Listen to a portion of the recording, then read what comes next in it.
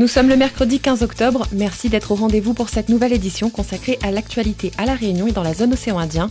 Vous êtes sur Télécréole et sur Créole FM, ainsi qu'en direct sur Internet.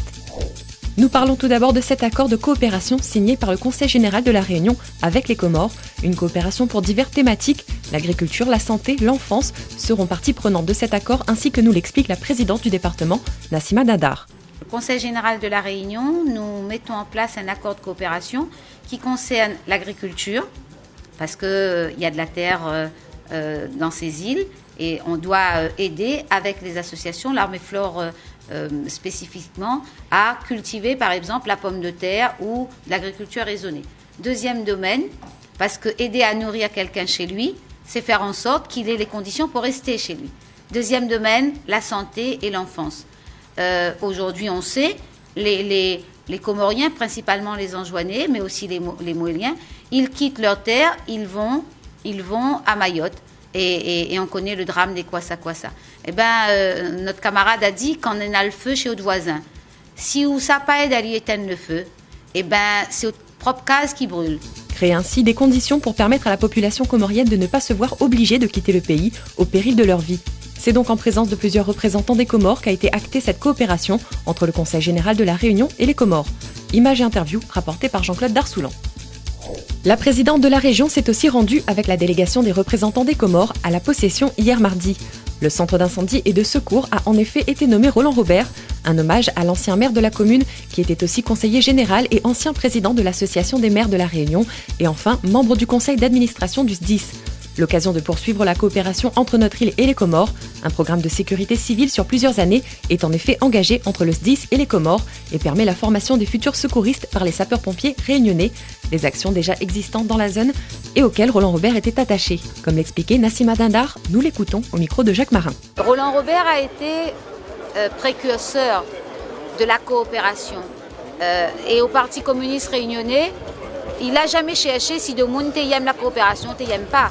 Même quand il dit fais attention, la coopération politiquement, il a toujours défendu la coopération régionale. Il l'a fait avec Madagascar. Pour lui, on ne peut pas inscrire le développement de la Réunion en dehors de sa géographie et de sa zone.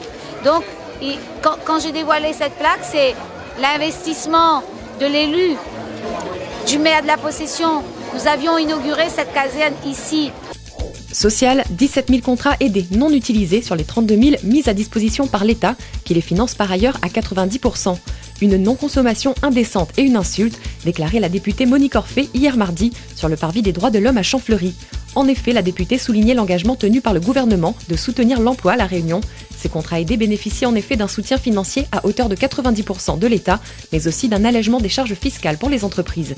Un dispositif qui pourrait ne pas être reconduit si La Réunion n'utilise pas ces contrats aidés. L'assistanat qui est reproché à notre île, déclarait Monique Orphée, ne fait que s'amplifier si nous demandons des aides que nous n'utilisons pas. Social toujours et nous parlons à nouveau de la grève à la Poste. Le conflit se poursuit entre la direction et les agents postaux. Malgré les réunions de concertation et l'intervention de l'inspection du travail, aucun accord n'a été trouvé concernant le maintien des emplois au centre de tri de Sainte-Clotilde. Dans un communiqué, la direction indique cependant étudier la possibilité de relever l'opinion des employés, et ce pour approfondir leur démarche de dialogue. Présent d'alcool au volant et de lutte à vélo. En effet, depuis aujourd'hui, les routes de La Réunion sont le théâtre d'un vaste événement de prévention à la sécurité routière et principalement sur les dangers de l'alcool au volant. Un tour de l'île à vélo, initié par l'association des Maillons de l'Espoir et par le centre de loisirs des jeunes de la police nationale, qui se poursuit donc jusqu'à dimanche.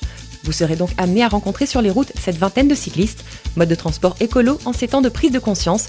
Le vélo a en effet été choisi comme une évidence pour porter le message de la conduite sobre au plus près de la population. À La Réunion et plus principalement à Sainte-Marie, la sécheresse impose une modération de la consommation en eau.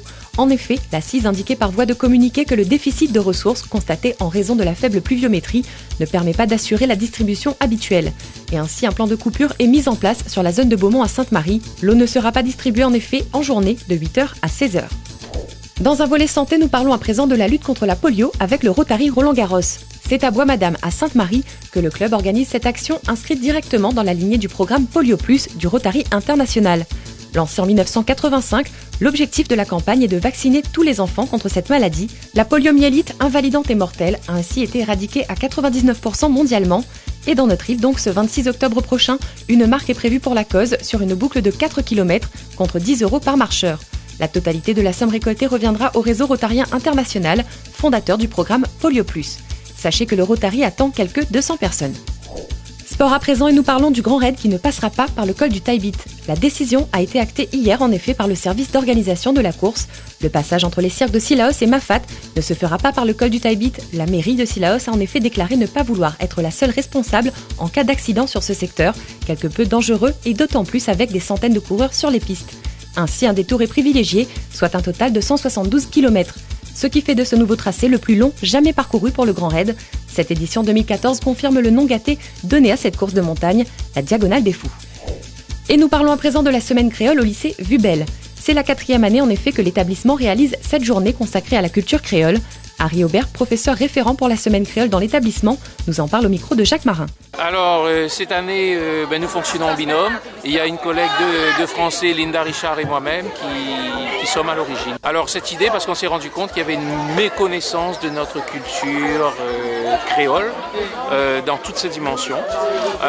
Il y a 4 ans, on avait parlé avec le proviseur, on est allé le voir. Et puis, de suite, il était emballé par le projet. Et ce qui explique qu'aujourd'hui, on en est à la 4e édition. Une action possible via le partenariat avec la région, la mairie de Saint-Paul et les associations de quartier. Nous écoutons Joseph Sinimalé, le maire de la commune. C'est un événement propre au lycée de Vubel parce que le professeur, l'équipe pédagogique, l'ensemble des personnels du lycée, les associations du quartier et même de Saint-Paul, elle est là. En train de montrer notre tradition. La semaine créole, ils parlent créole, ils dansent créole, ils dansent maloya, ils dansent maloya.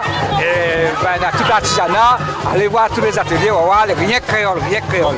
Une action au cours de laquelle les lycéens ont mis à l'honneur les diverses facettes de la créolité, l'histoire, l'artisanat, la danse, les tenues traditionnelles ou encore la musique. Ce qui nous amène à notre volet culture et nous parlons tout d'abord du Zot Movie Festival. La 7e édition démarre en effet vendredi 17 octobre au Cap Omar et à Boucan-Canotte. Le secteur qui, comme je vous le disais hier, se réjouissait de l'affluence qu'a apporté le Festival du film de la Réunion, se prépare en effet à recevoir un nouvel événement audiovisuel, le Zot Movie Festival. Dédié aux productions locales avec 16 films de sport extrême exclusifs reçus par les organisateurs à partir du 1er septembre dernier, le festival se veut attractif de par la diversité des sports qui y sont représentés. Sur terre, dans l'eau ou dans les airs en effet, 6 catégories seront récompensées. Meilleur film évidemment, mais aussi meilleur scénario, montage, performance, et ce parmi les prix du jury ou encore prix du public. Voici donc les grandes lignes du programme pour ces 2 jours. Vendredi, best-of des films diffusés lors des précédents festivals, et samedi, ça sera au tour des films en compétition cette année. 8000 personnes sont attendues, et si vous voulez en faire partie, renseignez-vous sur le site du festival Zot Movie. Dans le cadre de la fête des associations, dimanche 12 octobre dernier, le Rotary de Saint-Pierre et Pierrefonds organisait un rallye historique à la Ravine des Cabris. L'action visait à faire découvrir le quartier et c'est un succès pour cette journée de découverte du patrimoine. Une 50aine de participants répartis en 10 équipes ont ainsi sillonné les lieux qui ont fait l'histoire de la Ravine des Cabris, comme Mahavel, ou encore découvrir les jeux de l'époque, course la roue, casse la moque, et aussi se remémorer les effluves de grains de café et visiter les anciens salons de bal dont se rappellent les aînés de toute la Réunion. Le bon accueil et le tout va bien avaient en effet bonne renommée dans toute l'île, et les vainqueurs symboliques de ce rallye historique ont été les Lebon de l'équipe Moulin Café. Cette édition aura séduit et au dire des organisateurs, elle pourrait bien se voir reconduite l'année prochaine. Dans la zone océan Indien à présent, à Madagascar tout d'abord, 5000 bibles commentées ont été distribuées aux Malgaches. 70 théologiens africains se sont en effet attachés à transcrire l'ouvrage religieux pour les Malgaches. Ainsi, 5000 exemplaires de cette Bible commentée sont disponibles pour les fidèles de la Grande Île. Une première, comme le rapportent nos confrères du journal Les Nouvelles de Madagascar. Après 20 jours de mission de surveillance de pêche dans la zone océan Indien, le patrouilleur Osiris, qui à lui seul a effectué 14 missions régionales en 345 jours en mer, est en effet en escale à l'île Maurice. Un accueil lui a été réservé ce lundi 13 octobre à Port-Louis par les représentants de la Commission de l'océan Indien et de l'Union européenne. La lutte contre la pêche illégale est en effet assurée par ce navire qui, comme l'a expliqué Jean-Claude Delestrac, secrétaire général de la COI, participe ainsi à la sécurisation de nos océans, qui est notre première richesse partagée. Préserver les ressources marines contribue ainsi, selon Jean-Claude Delestrac, à soutenir les filières de croissance, d'emploi et de sécurité alimentaire, et ce pour l'ensemble de nos pays.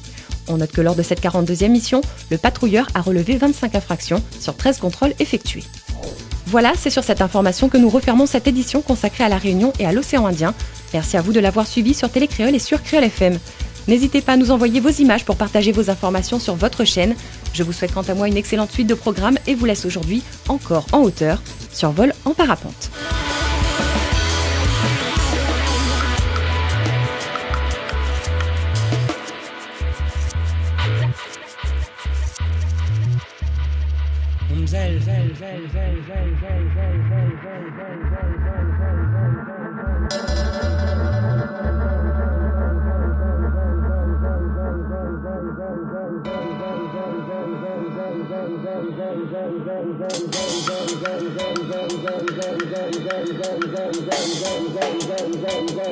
Thank you.